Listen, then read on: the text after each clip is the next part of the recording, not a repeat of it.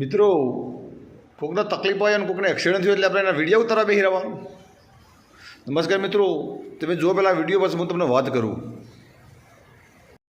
હવે જુઓ બેન, આ જે છોકરું છે ને એની મા છે કોઈ ગરીબ છે.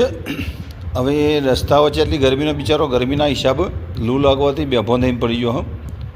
એમાં છોકરું ઉઘાડા પગે બિચારું ચોથી પોણીની બોટલ લઈ અને એને પાયસે જુઓ.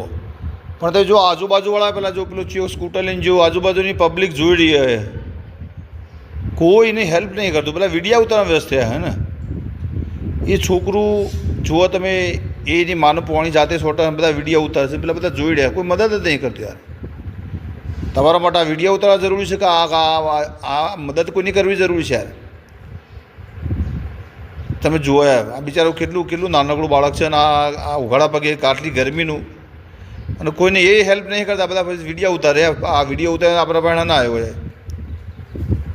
એટલે કહેવાનો મતલબ આવું કદાચ કંઈ બને ને તો વિડીયો નહીં ઉતારે, પેલા મદદ કરવાની યાર, તો કંઈક ભગવાન રાજી થાય ને. કોઈ મિત્રો, આ કોઈ બેન છે, એ બેનને ગરીબ છે બિચારું કોઈક હશે, તો એનો કંઈક ગરમીના હિસાબે એ બેભાન થઈ જાય. તો છોકરું ખરું ને, એનું છોકરું એ દોડમદોડ ચોકથી પોણી લઈ આવે છે. તમે જો ઉઘારા પગે બિચારું એટલી ગરમીમાં એની માં તરકામ પડી છે.